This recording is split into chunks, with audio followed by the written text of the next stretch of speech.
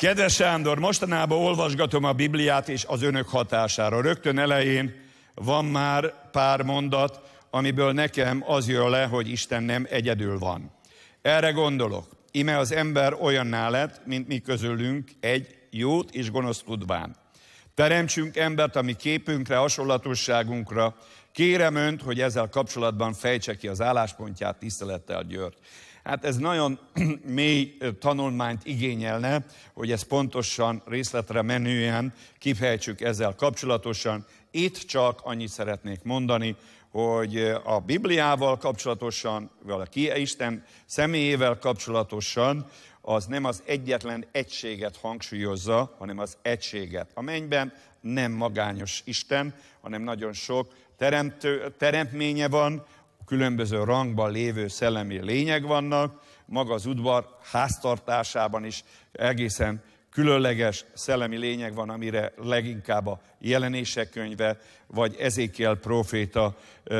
ad erről látomás által képet, valamint nem feledkezhetünk el a Jelenések könyvében, de ugyanez az Ószövetségben is, hogy ott van Istennek a szelleme, ami az természetesen az Atyától származik, tehát nem két Istenről beszélünk, hanem egy Istenről beszélünk, mert a Szentlélek az Atyától származik, de kétségkívül az Új Szövetség világossá teszi, de hát ezt az Ószövetségből is ki lehet mutatni, hogy a Szentlélek rendelkezik személyiségi jegyekkel. A személyiségi jegyekhoz tartozik a tudat, a kommunikációs képesség, az érzelem, az ismeretek, és így tovább, meg tudja valaki különböztetni a másiktól. Egyértelműen a Biblia így beszél a Szentlélekről, de ez nem azt jelenti, hogy egy más Istenről van szó, vagy a második Istenről van szó, hanem az Atyának a szelleme, amely több, mint ahogy azt sokan gondolják, hogy csak az Istennek a személytelen kisugárzása,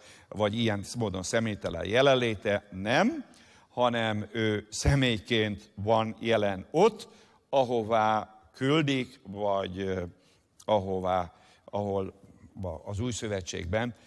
alámerítkeznek, hogy Jézus Krisztusnak a fő szolgálata az, hogy Szentlélekben, szellemben és tűzben merít alá, és az ilyen embereknek a Szentlélekkel személyes kapcsolatuk van, amelynek pontosan az a célja, hogy az Atyával és a Mesiással, Jézus Krisztussal is személyes kapcsolatuk legyen. Akkor a következő fontos személy, amelyel kapcsolatosan 2000 év óta zajlik a vihar, a vita. Én természetesen nem vitatkozok ezzel, amit Isten mond Jézus Krisztusról, azt én elfogadom természetesen, de ugye ez sok ember számára nehezen felfogható, hogy létezik, hogy a mindenható Isten, aki egy,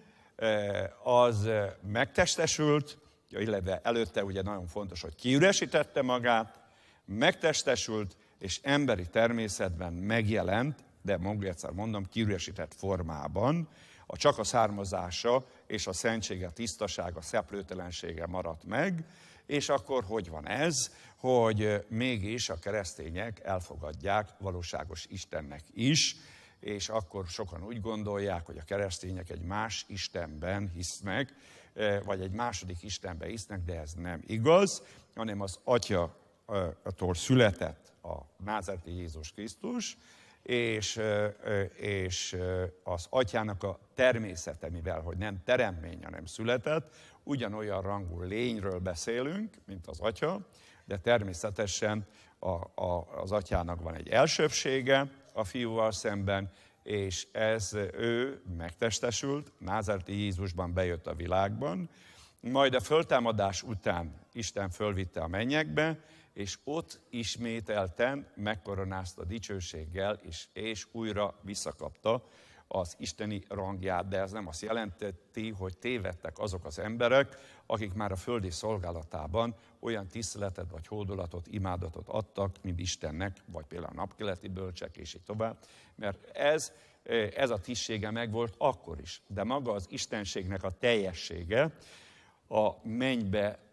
való felmenetelekor történt, amikor dicsőséggel, tisztességgel megkoronázta az Atya, urrá tette, ahogy mondja a zsidókhoz írt levélben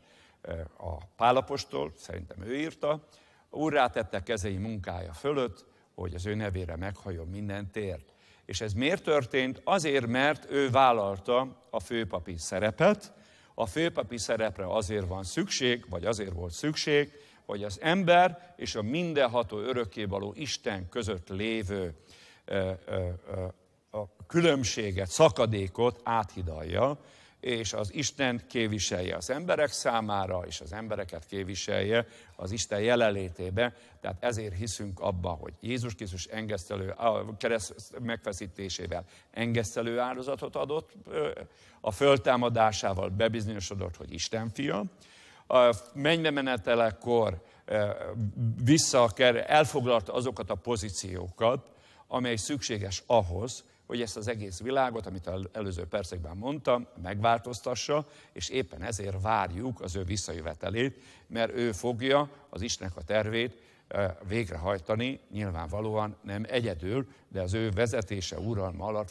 fogja Isten végrehajtani. Ezért vagyunk mi Jézus Krisztus visszavárók, mesiás várók.